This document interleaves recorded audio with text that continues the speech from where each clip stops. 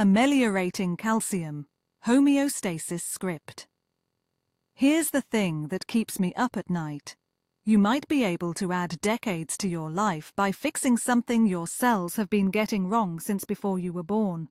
Not by taking a new drug, not by a revolutionary gene therapy, by basically managing a mineral, calcium, the same stuff that's in your bones and your milk and your antacids, except this time it's about what happens when your cells lose the ability to keep it where it belongs. And when researchers fixed that problem in mice that age at triple speed, something wild happened. So what exactly is calcium doing in there? And why does it matter so much that when it goes wrong, we start to look and feel ancient? Aging is the single most common risk factor for basically every disease that will probably kill you. Heart disease, cancer, Alzheimer's, diabetes. They're all aging problems wrapped in different packages. For decades, researchers have been trying to figure out what actually goes wrong at the cellular level when we get old. Is it the DNA breaking down? The proteins folding wrong? The mitochondria running out of energy? The honest answer is yes, all of it, somehow at once. But there's been a nagging mystery in the background: calcium regulation. Every cell in your body uses calcium like a tiny chemical messenger. It tells muscles when to contract, tells neurons when to fire, tells cells when to divide. It's everywhere. And there have been hints, just hints, that something goes wrong with calcium management as we age. But connecting that hint to actual aging, to proving it causes problems, to showing you could reverse it, that's been frustratingly out of reach, until this study. Which is why this research team in China decided to ask a very straightforward question. What if we just fixed it? What if we corrected calcium homeostasis in aging mice and watched what happened? This work came out of Northeast Normal University and Jilin University in Changchun, China, and it was published in Nature Communications in June 2026. The lead researchers were Xiang W, Hu Q, and a team of scientists spanning departments from molecular epigenetics to spine surgery to dental biology. It's the kind of sprawling collaboration you need when you're trying to understand something as fundamental as aging. What's interesting is that this wasn't some fringe theory. This was a team with real institutional backing, asking a question that the field had been circling around for years, but hadn't quite managed to answer. Here's what they did. They worked with two kinds of mice. First, progeroid mice, and this is the dramatic part. These are genetically engineered mice that age at 3 times the normal speed. A 2-year-old progeroid mouse looks and acts like a 6-year-old normal mouse. They're walking examples of accelerated aging. The researchers also worked with naturally aged mice, just regular old mice. So they had 2 aging scenarios to test.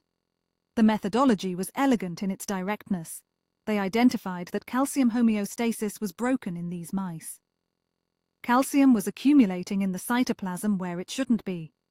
Think of it like a water fountain where the recycling pump has broken, so water pools up in the basin instead of cycling back to the top.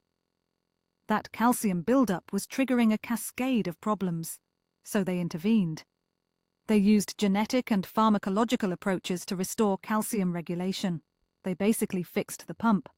Then they watched what happened to these mice over time, measuring everything: lifespan, physical function, cellular health, the works. The results were striking. Progeroid mice whose calcium homeostasis was restored lived significantly longer. We're talking about life extension that actually matters. But, and this is crucial, it wasn't just about living longer. These mice were also healthier. They had better physical function. Their organs aged more slowly. Their cells showed fewer signs of aging damage. In the naturally aged mice, the same thing happened. Better calcium regulation meant longer lives and, this is the word researchers use, and it's important, better health span. That's not just how long you live. That's how many of those years you can actually move around, think clearly, and not feel like garbage. That's the difference between an extra decade of life and an extra decade of good life.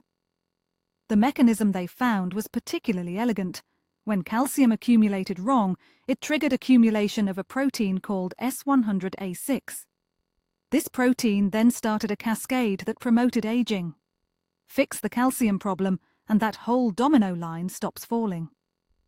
The effect sizes were genuinely impressive for an aging intervention. Now, before you start thinking about raiding your calcium supplements, we need to be honest about what this means and what it doesn't. This works in mice. Mice are not tiny humans in fur coats. Mouse research on aging should be treated as a very promising signal, not a done deal. Also, this is laboratory mice with either genetic modifications or pharmacological interventions. This isn't someone just eating more yogurt. That said, the fact that this works in both accelerated aging and normal aging mice suggests there's something real here. The calcium regulation system is fundamental. It's not some weird mouse thing, it's conserved across species. That makes it plausible, not certain, but genuinely plausible, that calcium management might matter for human aging too. The practical implications are still unclear. We don't know yet whether you could translate this into a drug, a supplement, a lifestyle intervention that would matter for humans. The honest answer is, not yet. But this research narrows the question. It tells you where to look. This fits into a growing field of what's sometimes called geroscience, which is basically treating aging as a disease you can actually intervene on. For years, aging was just something that happened, and the idea that you could actually slow it down seemed naive. But we've gotten better at it. Caloric restriction works. Certain drugs like rapamycin show promise. Senolytics, drugs that clear out senescent cells, are in trials. Each of these finds a different lever. This study found another one: calcium regulation. What makes it interesting is how fundamental it is. This isn't about a fancy signaling pathway that only matters in one tissue. This is about basic cellular housekeeping. The questions it raises are huge. Could you design a drug that maintains calcium homeostasis as you age? Would it work in humans?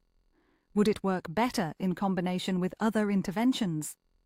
Could you detect calcium dysregulation early and correct it before aging really accelerates?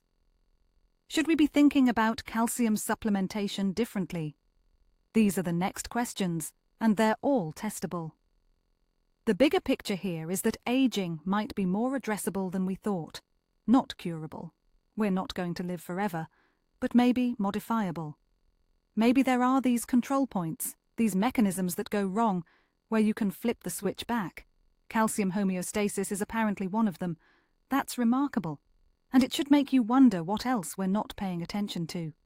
What other fundamental cellular systems are slowly breaking down with age that we could, in theory, fix? Turns out scientists have been busy, and they're not done yet.